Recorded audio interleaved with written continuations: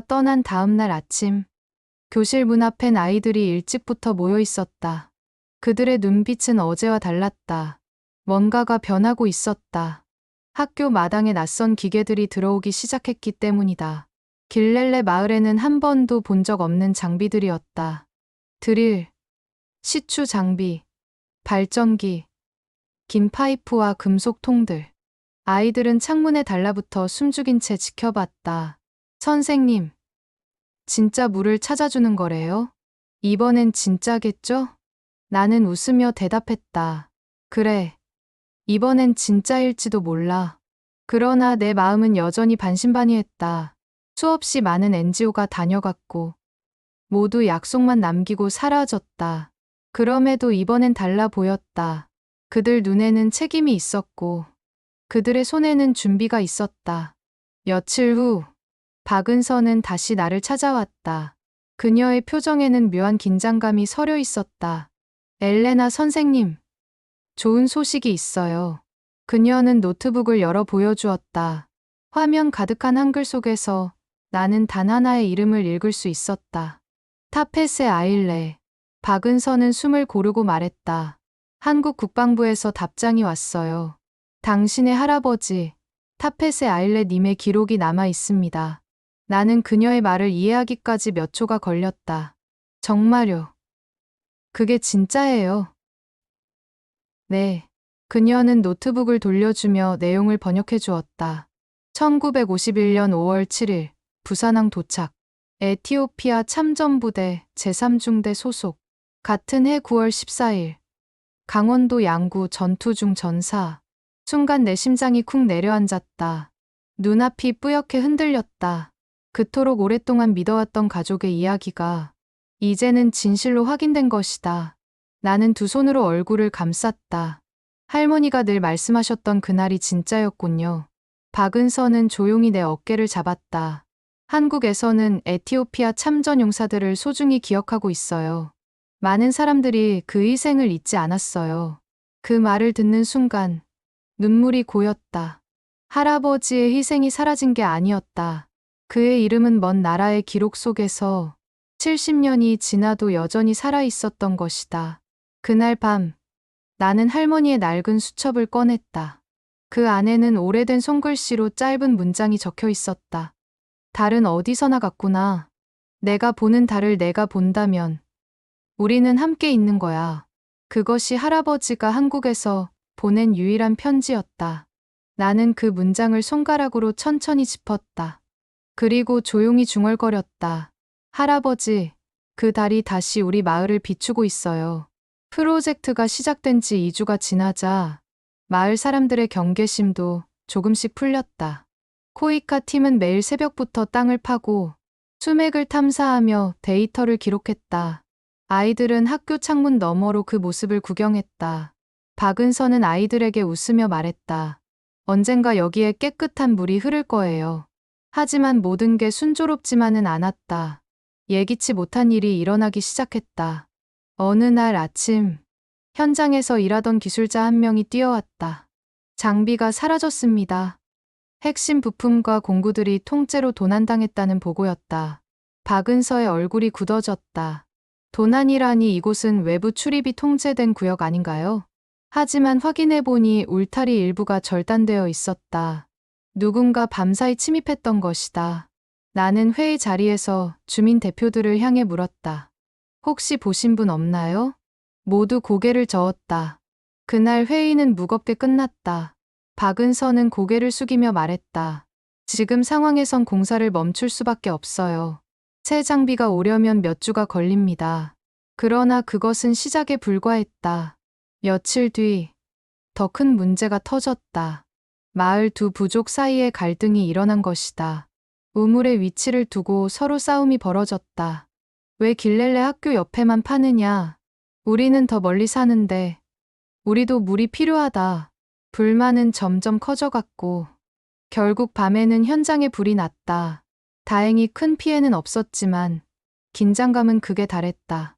코이카 본부에서도 소식을 들었다. 그리고 그날 밤 박은서는 내게 말했다. 본부에서 안전 문제로 프로젝트 철수를 검토 중이래요. 그녀의 목소리는 떨렸다. 모든 한국 직원은 7일 내 철수 준비를 하라는 지시가 내려왔어요. 그 말을 듣는 순간 내 가슴이 무너져 내렸다.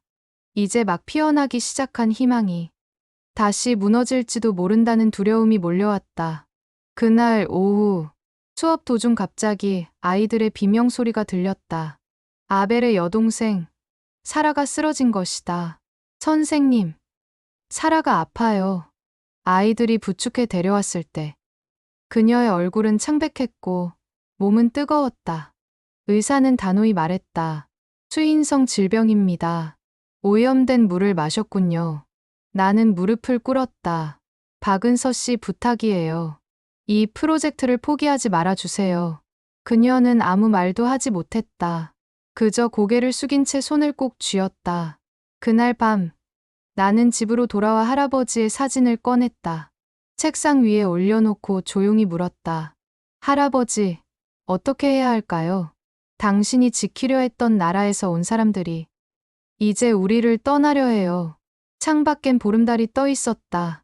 달빛이 사진을 비추었다. 그때 문득 떠올랐다. 할머니가 말하던 할아버지의 편지. 달은 어디서나 갔구나. 나는 깨달았다. 할아버지가 본 달빛 아래 지금 나도 같은 결심을 해야 한다는 걸. 나는 박은서에게 전화를 걸었다. 제가 도울 방법이 있을 것 같아요. 우리 마을의 이야기를 한국에 전해주세요. 다음 날 학교 운동장에서 작은 촬영이 시작됐다. 박은서가 삼각대를 세우고 카메라를 설치했다. 나는 할아버지의 사진을 품에 안고 앉았다. 숨을 고르고 카메라를 바라봤다. 안녕하세요. 저는 타펫의 아일레의 손녀, 엘레나 아일레입니다. 70년 전 우리 마을의 청년들이 한국으로 갔습니다. 그리고 그곳에서 평화를 위해 싸웠죠. 하지만 그 대가로 돌아온 것은 아무것도 없었습니다. 이제 그 후손들이 깨끗한 물 한 모금 없이 살아가고 있습니다. 한국은 그 희생을 기억해 주실 수 있나요? 말을 마치고 나니 눈물이 멈추지 않았다. 카메라 뒤에서 박은서도 울고 있었다. 그녀는 영상 파일을 바로 본부로 전송했다. 그 후 며칠 동안 아무 소식이 없었다.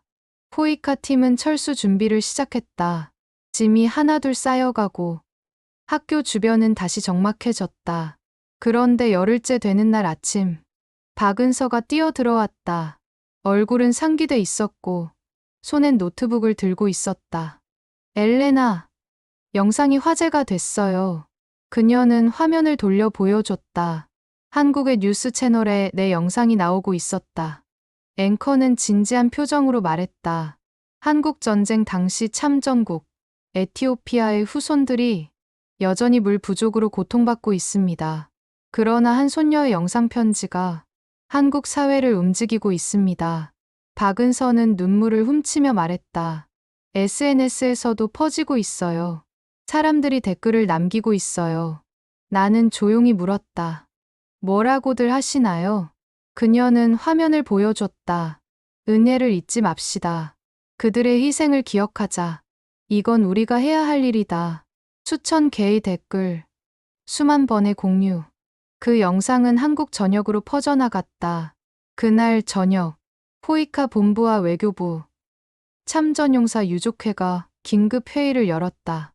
그리고 다음 날 아침, 박은서가 눈물 어린 미소로 내게 말했다.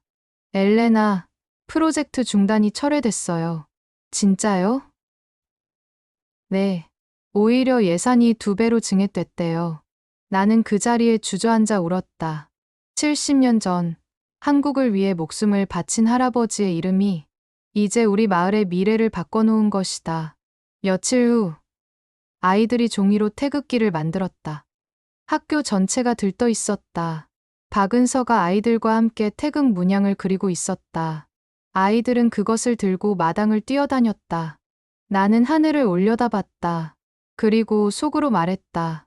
할아버지, 당신이 지킨 나라가 이제 당신의 후손을 지켜주고 있어요. 한 달 뒤, 길렐레 학교 옆 부지에서 첫 시추 작업이 재개되었다. 아이들은 함성을 질렀고 박은서는 조심스럽게 버튼을 눌렀다. 준비됐어요? 됐어요. 드릴이 돌아가기 시작했다.